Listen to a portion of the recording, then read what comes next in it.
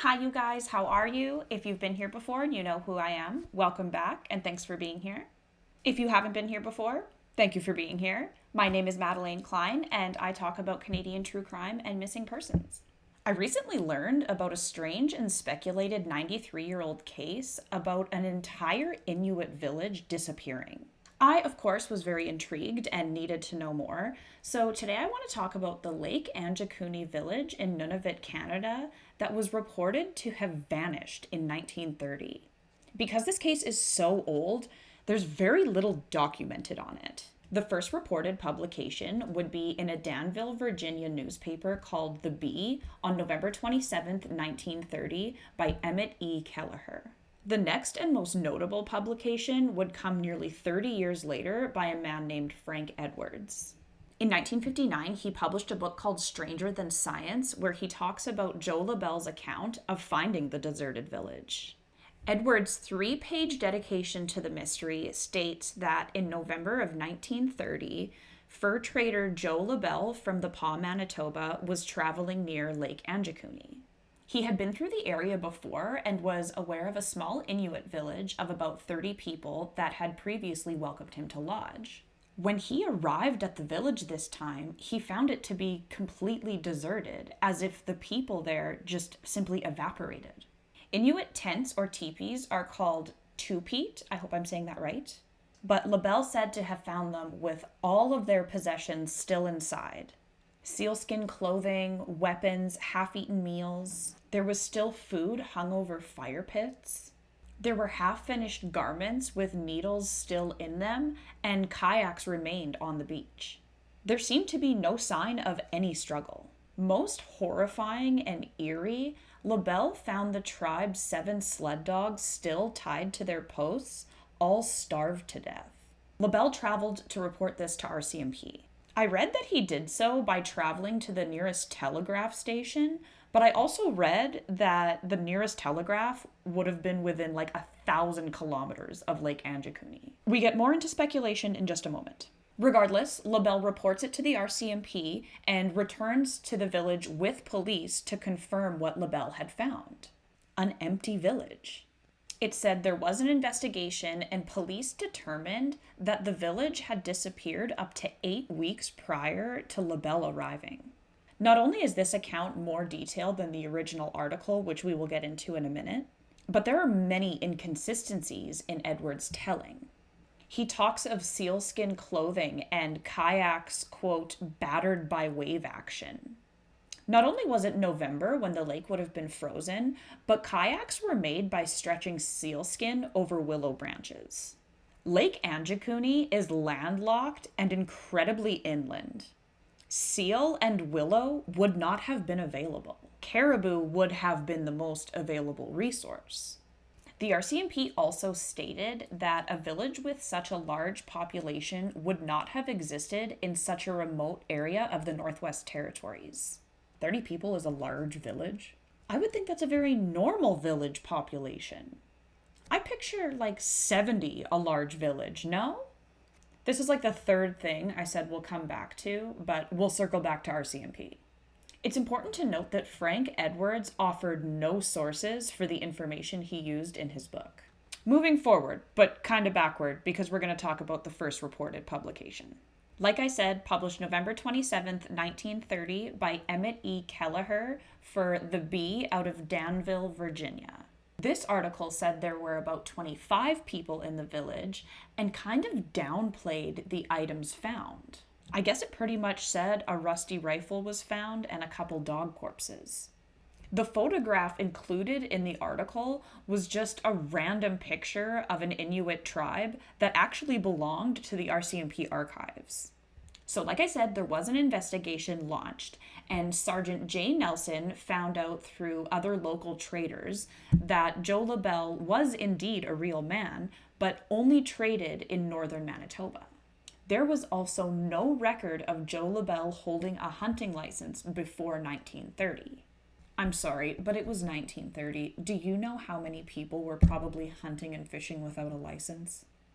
Labelle probably reported this to the police and was like, oh shit, I better get a license.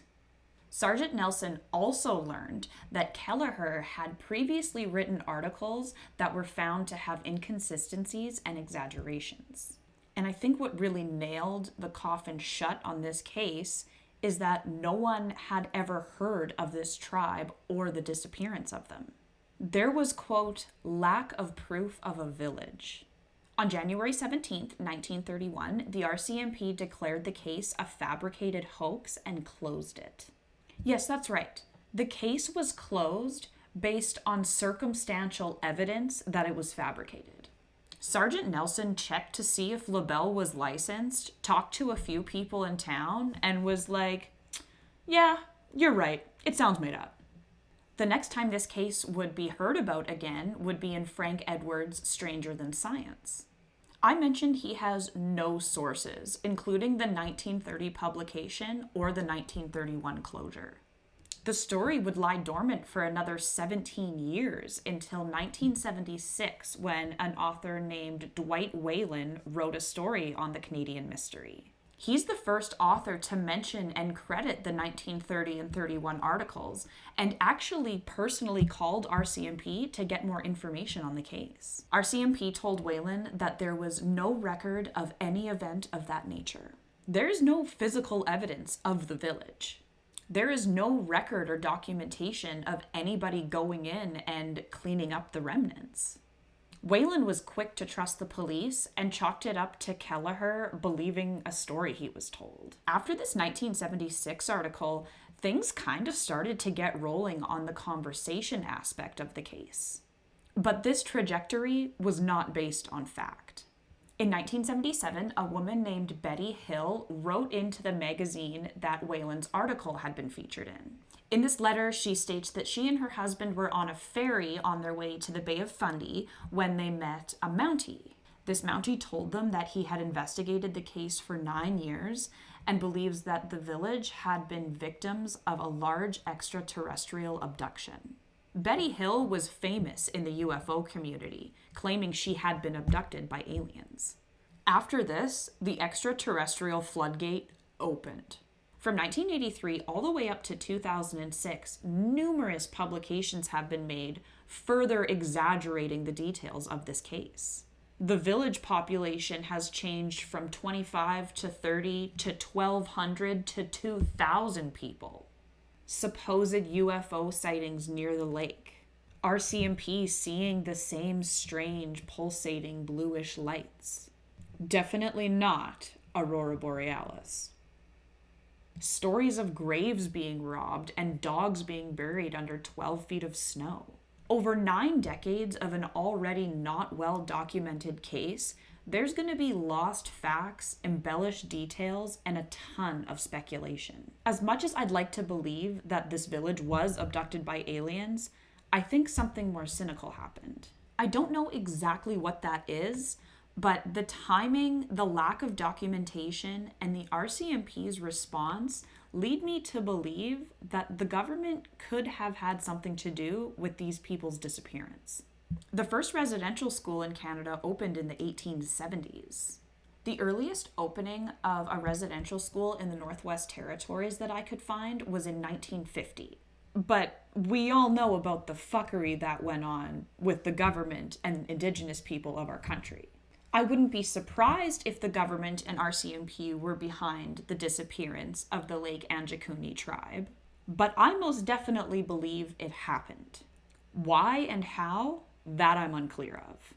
I want to know what you guys think. Let me know in the comments.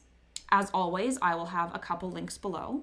I'll link Brian Dunning's 2013 podcast Skeptoid episode and transcript. I found this episode to be incredibly informative. I'll have my Linktree linked if you want to check out any of my other content or follow me on any social media. You can find all those goodies there. It was a short one today. These videos keep getting shorter and shorter. Tell me what you guys like. Long cases, short cases. And you know I always take suggestions. My inbox is always open. Anywho, that's it for me for today. Thank you again for being here.